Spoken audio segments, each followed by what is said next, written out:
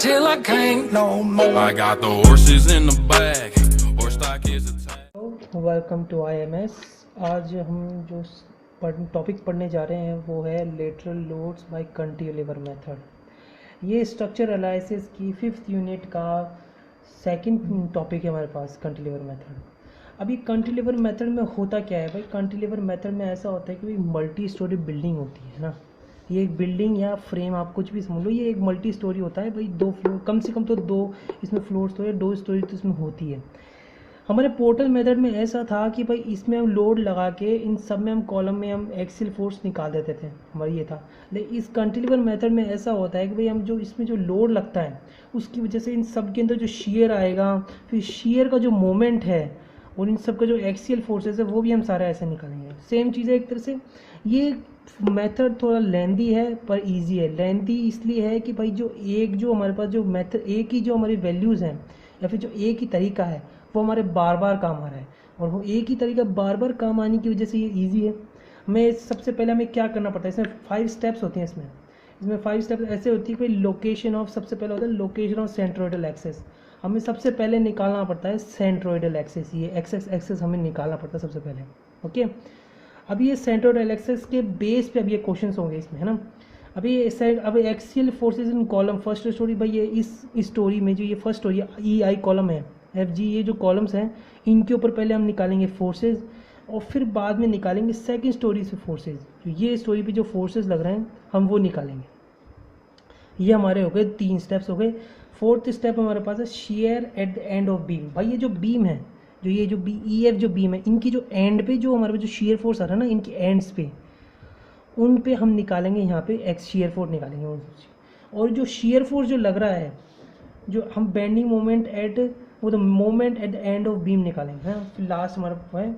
तो मोमेंट जो निकल रहा है वो निकलेगा इन शेयर फोर्सेस की वजह से, जो मोमेंट और जो ये W इन सब की वजह से जो मोमेंट निकल रहा है, जो भी फोर्सेस रिएक्शन जिसकी वजह से मोमेंट निकल, हम वो निकालेंगे लास्ट पॉइंट में। इसमें एक ही चीज़ बार बार यूज़ हो रही है, इसलिए ये थोड़ा लेंथी है, पर वैसे इस बहुत सिंपल है। स्टार्ट करता हूँ इसको, एक न्यूमेरिकल लेता हूँ इसका। न्यूमेरिकल कुछ ऐसे है कि भाई हमारे पास ये एक हमारे पास है ना, ऐसे कर लेते भाई ज़्यादा। ये एक हमारे पास एक फ्रेम है, ओके, ये एक फ्रेम है हमारे पास। इस फ्रेम पे AEI BFG CGK और DHL हमारे पास 4 कॉलम्स हैं। 4 नहीं 8 कॉलम्स है, क्योंकि AE और EI हमारे पास अलग अलग कॉलम्स हैं ना। तो ये हमारे पास ऐसे कॉलम्स हैं। इन कॉलम्स के ऊपर जो रिएक्शन जो लग रहा है वो है V1 मतलब V2 V3 और V4 लग रहा है हमारे पास, ये है ना। और यहाँ पे हमारे पास हमारे पास हॉरिजॉन्टल फोर्सेस लग रहे हैं, हमारे पास 2 हॉरिजॉन्टल लोड लग रहे हैं इसके ऊपर भाई। एक तो E पॉइंट पे लग रहा है और एक A पॉइंट पे लग रहा है। हमारे पास इसकी यहाँ पे विड्थ है हमारे पास 7 3.5 5 यहाँ पे 3.5 ये हाइट इसकी, और 3.5 ये हाइट इसकी। अब हम क्वेश्चन स्टार्ट करते हैं। सबसे पहले कैंटिलीवर मेथड में हमें निकालना पड़ता है इसके अंदर ये एक्सेस। अब ये एक्सेस निकालने का बहुत सिंपल तरीका ऐसे है कि भाई मोमेंट निकाल लो इसका। अब मोमेंट कैसे निकाले भाई, मोमेंट निकाल लो आप AEI बेस पे, मतलब इसके बेस पे आप इसको मोमेंट निकाल भाई। यहाँ पे मोमेंट ले लो और इन सब मोमेंट। अब मोमेंट कैसे निकालेंगे, 2 इंटू का 0। अब ये 2 बीम है, याद रखना ये 2 बीम्स है। तो ये AEI है उसका मोमेंट होगा 2 इंटू का 0, क्योंकि इसी के ऊपर है, इसी के बेस पे ले रहे तो इसी के ऊपर है, प्लस का। अब ये 2 बीम से 2 कॉलम्स है, 2 कॉलम्स इंटू का हमारे पास डिस्टेंस कितनी है 7, 2 कॉलम्स इंटू 7, तो यहाँ पर दूसरा हो गया, प्लस में 2 कॉलम्स इंटू का ये डिस्टेंस कितना हुआ 7 प्लस 3.5, तो हमारे पास कितना हुआ 10.5। ये हमारे पास दूसरा आ गया। और लास्ट हमारे पास जो कॉलम है DHL है, उसमें लेंगे हम 2 कॉलम्स है हमारे पास इंटू का टोटल डिस्टेंस 15.5 डिवाइडेड में हम इसकी जो हमारे यहाँ पे जो हम लेंगे इसको 8 क्यों ले रहे हैं, क्योंकि 8 हमारे पास कॉलम्स है, 1 2 3 4 5 6 7 एंड 8 कॉलम्स है हमारे पास। 8 कॉलम्स ये रखने पे हमारे पास जो एक्स आएगा, हमारे पास जो हमारा सेंट्रोइडल एक्सिस है वो हमारे पास जाएगा 8.25 हमारे पास सेंट्रोइडल एक्सिस है। अब ये सेंट्रोइडल एक्सिस से हर एक कॉलम की डिस्टेंस हमें निकालनी है। हर एक कॉलम की डिस्टेंस निकाली भाई, हमारे पास सेंट्रोइडल एक्सिस आ गया। अब इस सेंट्रोइडल एक्सिस से हमें हर एक कॉलम के बीच की हमें एक कॉलम की डिस्टेंस निकाली में सेंट्रोइडल एक्सिस से। अब कैसे निकालें, एक्स की तो हमने निकाल लिया, 8.25 आ गया। अब x2 की हम कैसे निकालेंगे भाई, 8.25 है उसमें से 7 हटा दो, ये हमारे पास आ गई हमारे पास। अब दूसरा हमें निकालना है x3, तो ये टोटल हमारे पास 3.5 है, इसमें हमने x2 निकाल लिया, तो हमने ये x2 इसमें हटा दिया 3.5 में से, तो हमारे पास 3.5 माइनस का 1.25 जो ये आई है उसको माइनस करें 2.25, हमारे पास x3 की वैल्यू आ गई। ओके, अब हम x4 कैसे निकालते हैं भाई? x4 हम निकालेंगे कि भाई हमारे पास जो x3 है और जो 5 दे रखा है हमारे पास, x3 हमारे पास है 1/5 है, तो 5 प्लस का x3 हमारे पास आ गई x4 की वैल्यू। ठीक है, 5 प्लस 2.25 हमारे पास आ गई 7.25 यहाँ पे x4 की वैल्यू। अब यहाँ पे नेक्स्ट स्टेप हमारा है फोर्सेज इन, क्या है, axial force in column of first story. अब यहाँ पे हम लेंगे एक स्टोरी लेंगे। अब ये एक स्टोरी के लिए आप एक स्टोरी लेंगे तो एक स्टोरी, इस स्टेप के अंदर दो अजम्पशंस होते हैं। पहला अजम्पशन ऐसा होता है कि जो एक्सियल फोर्स लग रहा है, जो ये ई आई के अंदर जो फोर्स लग रहा है, हम इसे वी मान लेते हैं। वी मान ले या V1 मान ले, बात एक ही होती है इसमें। V हमारा इज इक्वल्स टू वी होता है, V1 is equals to we होता है। दूसरा हमारा ऐसा होता है कि भाई जो हॉरिजॉन्टल लोड लग रहा है ना, जो भाई हॉरिजॉन्टल लोड लगा है, उस लोड की वजह से जो इसमें जो डायरेक्ट शेयर आएगा, मतलब डायरेक्ट जो स्ट्रेस आएगा, डायरेक्ट जो स्ट्रेस आएगा वो प्रोपोर्शनल होगा इसके सेंट्रोइडल एक्सेस से। मतलब ऐसा है कि भाई हमारा जो स्ट्रेस है वो directly proportional to centroidal axis हो गया हमारे पास यहाँ पे। तो हमारे पास स्ट्रेस का हमें पता है भाई, शुरुआत से हमारे पास स्ट्रेस का हमारे पास एक फॉर्मूला रहता है भाई, P/A फोर्स अपन में एरिया। अब यहाँ पे फोर्स क्या है, हमारे पास फोर्स यहाँ पे V है, V2 V3 हमारे पास ये फोर्सेज हैं। ओके, हमने ये पुट किया इस वैल्यू के हमारे ऐसे फॉर्मूले में, तो और ऐसे कुछ बन के आई। तो सेंट्रोइडल एक्सेस हमारे पास 1 x1 x2 x3 x4 है, और हमारे पास जो फोर्सेज हैं वो क्या, स्ट्रेस क्या है हमारे पास P/A, तो P/A मतलब V1/A1, V2/A2, V3/A3 और V4/A4।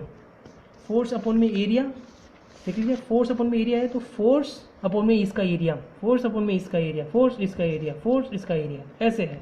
ओके, अब यहाँ पे एक ध्यान दीजिए कि ये जब कॉलम सारे 3.5 की हाइट की कॉलम्स है, तो ये जो कॉलम्स होंगे इन सब की जो क्रॉस सेक्शन जो एरिया है वो सब इक्वल है, इसलिए हम यहाँ पे सारे इक्वल है, तो हम नहीं, यार सारे कट हो गए।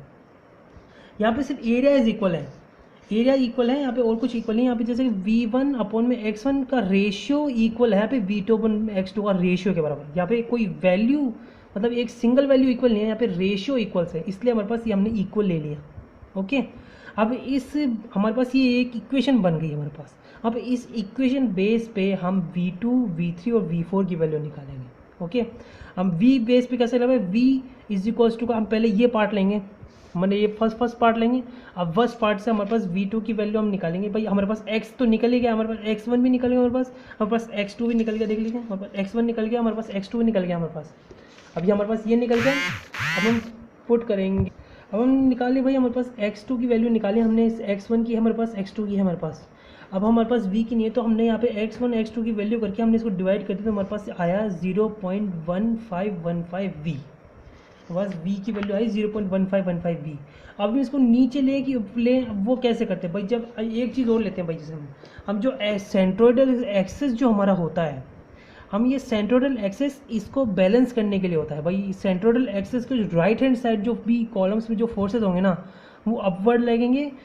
यहाँ पे जो एक्सेस के जो लेफ्ट हैंड साइड जो हमारे पास जो कॉलम्स हैं उसमें डाउनवर्ड साइड लगेंगे, तो जिसकी वजह से ये और ये जो इसका जो हमारे पास समीशन होगा इन दोनों का, इन चारों का जो हमारे पास समीशन होगा 0, क्योंकि ये माइनस हो रहे हैं और ये प्लस हो रहे हैं, इनका जो समीशन होगा वो 0 होगा, जिससे ही हमारे पूरी जो हमारा जो फ्रेम है ये हमारा बैलेंस हो जाएगा।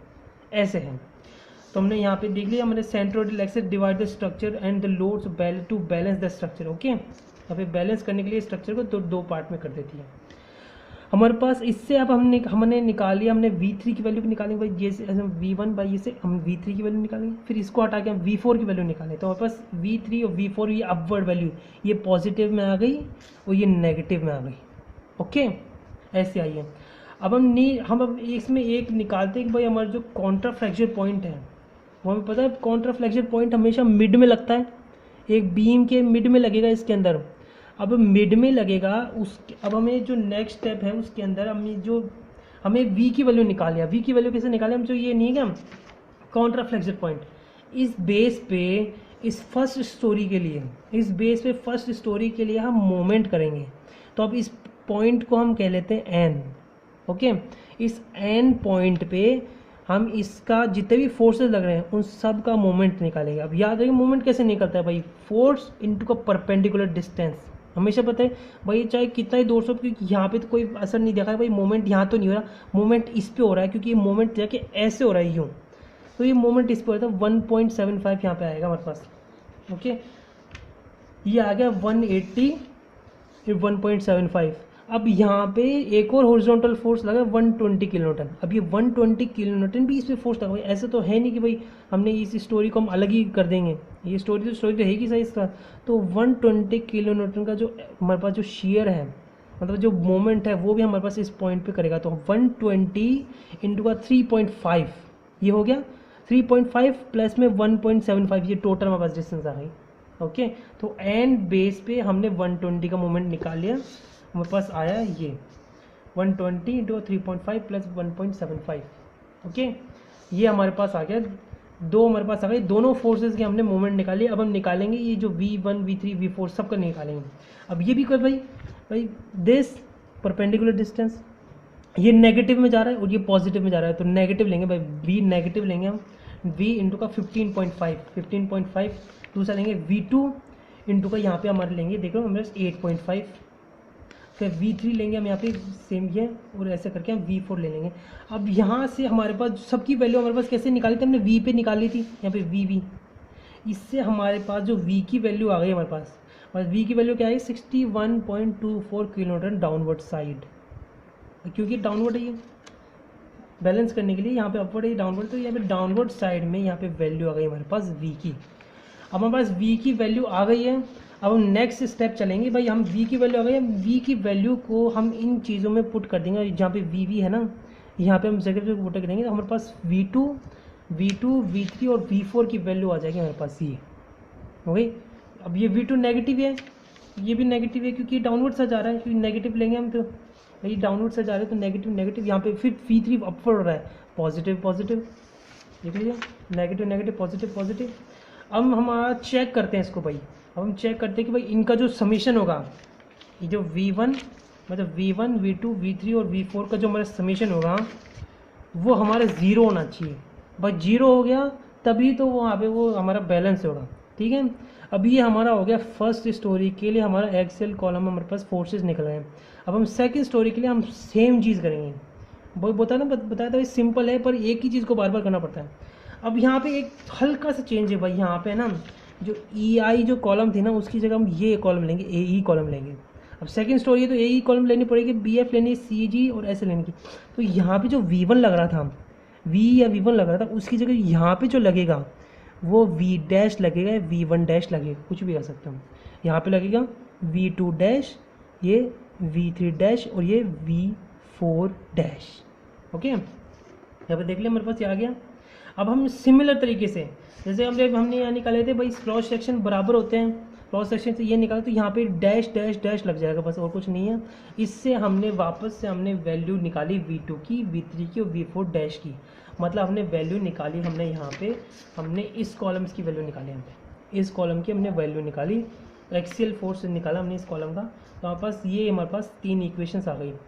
अब वही सेम तरीका यहाँ पे हम क्या लेंगे, अब हम लेंगे मोमेंट लेंगे इस काउंटर फ्लेक्शन पॉइंट पे, क्योंकि ये हम तो ले चुके हैं। अब हम इस काउंटर फ्लेक्शन पॉइंट पे लेंगे तो इस पॉइंट पे कौन सा एक्ट कर रहा है, बस 120 एक्ट कर रहा है अपर साइड से। ओके, तो हमने हमारे पास 120 एक्ट करा, तो 120 कंटू 1.75, क्योंकि 3.5 का हाफ होता है 1.75 ये, फिर इंटू का V डैश, देखो V डैश इंटू का 15.5, फिर V2 इंटू का दिस, फिर मतलब सारे हमारे पास यहाँ पे आ गए V3 इंटू का दिस, फिर V इंटू का दिस, तो हमारे पास ये आ गया, सब के सब आ गए हमारे पास।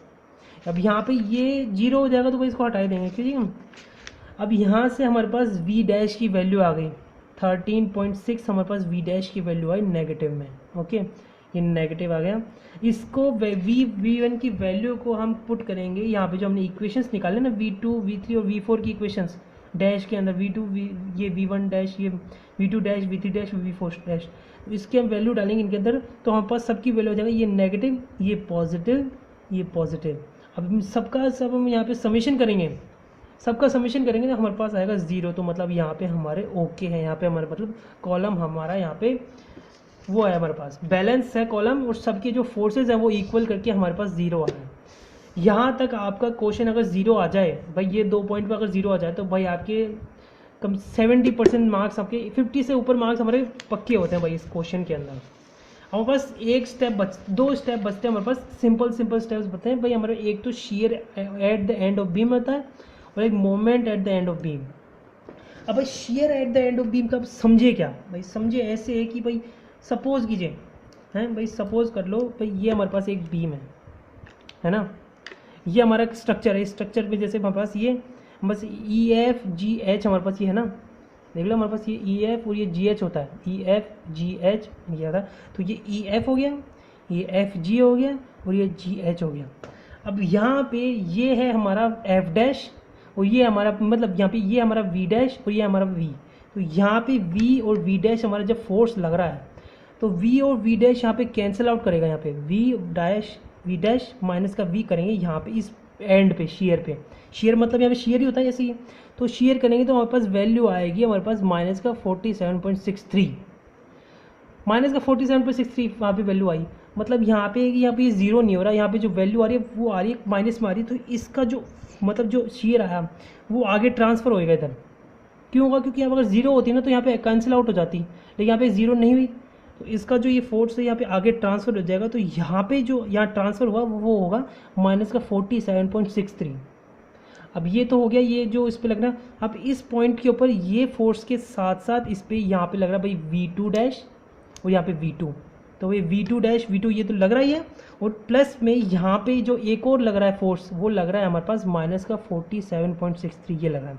अब इन सब का करेंगे भाई, माइनस का 47.3 तो ये है, फिर बाद में उसमें कौन सा ऐड हो रहा है भाई हमारे पास V2 ये ऐड हो रहा है, फिर उसमें नेगेटिव फिर माइनस क्या कर रहे हैं भाई ये बैलेंस करने के लिए। अब इसके बाद इन चीज़ों के बाद हमारे पास वैल्यू आती है माइनस का 54.28 हमारा किलोमीटर आता है। इस पे 54.28 नेगेटिव में हमारे पास यहाँ पे शेयर जा रहा है इधर, मतलब यहाँ पे हमारे पास फिर एक फोर्स वो शेयर बच गया इधर। अब ये फिर आगे जाएगा। अब यहाँ पे हमारे पास पॉइंट आ गया जी जॉइंट आ गया। अब ये जी जॉइंट पे हमारे पास फिर V3 और V4 हो रहे हैं। ओके, V3 और V4 हो रहे हैं, उसमें हमारे पास ये ऐड हो गया हमारे पास माइनस का 54.28 यहाँ पे।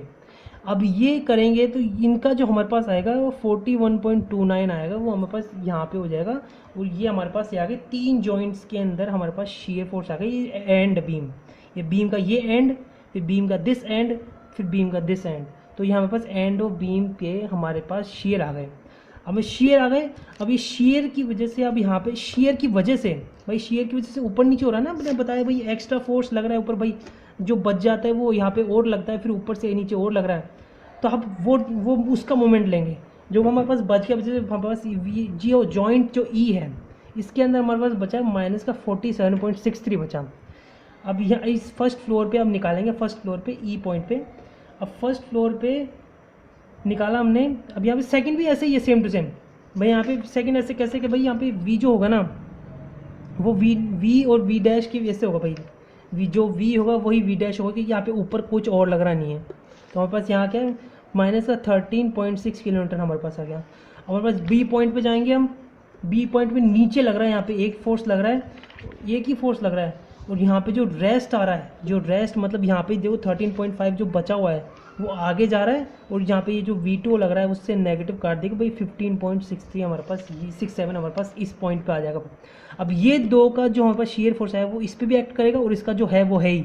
तो इन तीनों को हम जब करेंगे तो हमारे पास नेक्स्ट आएगा माइनस का 11.96 बाई 15 दिस आगे इधर। और फिर प्लस में जो V3 के हमारे पास जो आ रहा था वो हमने 3.71, तो हमारे पास ये आया हमारे पास जॉइंट सी पे हमारे पास शेयर आया ये माइनस का 11.93 किलोमीटर। अभी हमारे आ गया हमारे पास फर्स्ट स्टोरी और सेकंड स्टोरी पे हमारे पास शेयर आ गई हमारे पास हर एक जॉइंट पे। अब हम निकालेंगे हर एक हमारे पास हर एक जो बीम है भाई, ये एम, ये एफ, ई एफ और ये एफ जी और ये जी एच पे जो बीम्स है इसके ऊपर हमारे पास मोमेंट कितना आ रहा है। अब ये मोमेंट कैसे निकालेंगे भाई, हमारे पास ये फर्स्ट फ्लोर के निकालेंगे। अब फर्स्ट फ्लोर में मोमेंट ऐसे आ रहा है भाई ई पॉइंट पे जब जो बच गया, जैसे ये बच गया ना ई पॉइंट पे, ये बच गया मोमेंट, ये शेयर बच गया। अब ये शेयर मल्टीप्लाइड बाय इस जो बीम है इसका जो हाफ होगा उससे मल्टीप्लाई करेंगे। मतलब यहाँ पे एफ ई, यहाँ पे एफ ये force at E point multiplied by half by 2। तो यहाँ पे ये हमारे पास आ गया बीम एट, हमारे पास फर्स्ट पे एंड मोमेंट पे बीम आ गया हमारे पास।